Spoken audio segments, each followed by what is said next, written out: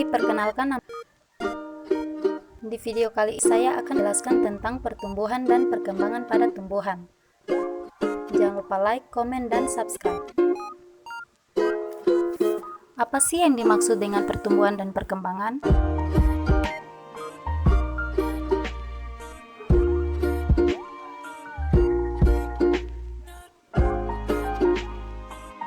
Pertumbuhan, proses pertambahan ukuran yang meliputi pertambahan tinggi, besar, dan berat, bersifat kuantitatif dan irreversibel.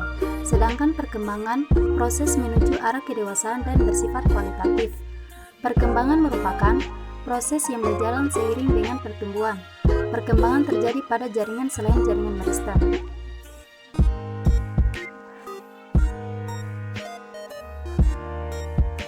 Pertumbuhan tanaman umumnya diawali dengan perkecambahan biji, akar, batang, dan daun. Berdasarkan letak kotiledonnya, perkecambahan dapat dibedakan menjadi dua, yaitu epigel dan hipogel. Pada perkecambahan epigel, kotiledonnya terdapat di permukaan tanah karena terdorong oleh pertumbuhan hipokotil yang memanjang ke atas.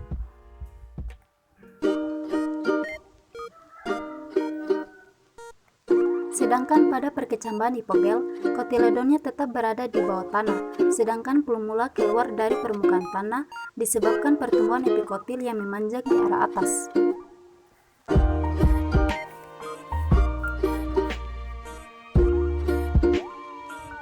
Ada dua jenis pertumbuhan pada tumbuhan.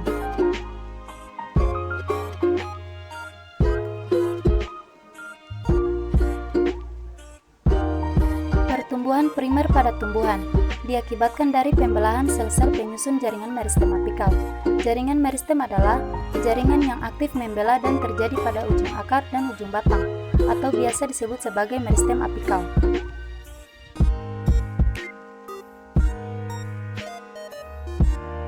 Pertumbuhan sekunder terjadi akibat titik tumbuh sekunder atau kambium. Meristem lateral atau meristem samping merupakan jaringan meristem yang letaknya sejajar dengan lingkaran organ, tempat dijumpainya meristem lateral, dan ini adalah meristem sebagai penghasil pertumbuhan sekunder. Pertumbuhan meristem sekunder yaitu suatu proses menebal atau membesar di akar dan batang tumbuhan.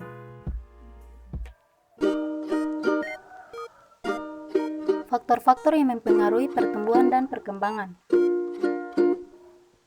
Faktor dalam ada dua, yaitu 1. Gen, 2. Hormon pada tumbuhan. Hormon pada tumbuhan dibagi menjadi 5, yaitu auksin. Auksin berfungsi untuk memacu perpanjangan sel, merangsang pembentukan bunga, buah, dan mengaktifkan kambium untuk membentuk sel-sel baru. Sitokinin. Sitokinin memacu pembelahan sel serta mempercepat pembentukan akar dan tunas. Giberelin. Giberelin merangsang pembelahan dan pembesaran sel serta merangsang perkecambahan biji. Pada tumbuhan tertentu, giberelin dapat menyebabkan munculnya bunga lebih cepat. Etilen. Etilen berperan untuk menghambat pemanjangan batang, mempercepat penuaan buah, dan menyebabkan penuaan daun. Asam absisat. Asam absisat berperan dalam proses perontokan daun.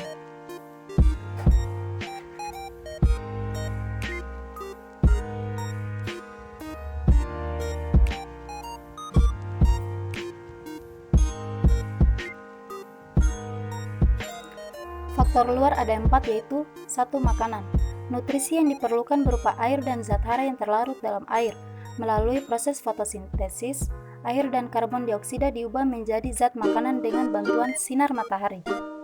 Meskipun tidak berperan langsung dalam fotosintesis, zat hara diperlukan agar tumbuhan dapat tumbuh dan berkembang dengan baik. 2. Suhu.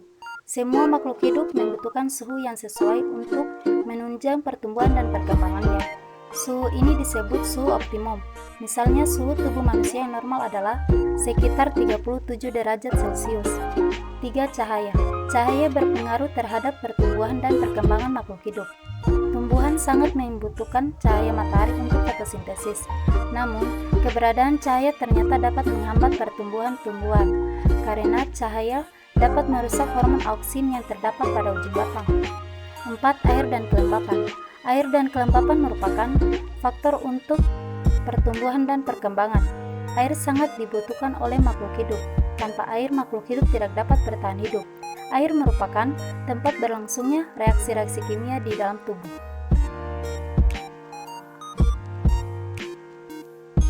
Jika kamu menyukai video ini, jangan lupa like, komen, dan subscribe.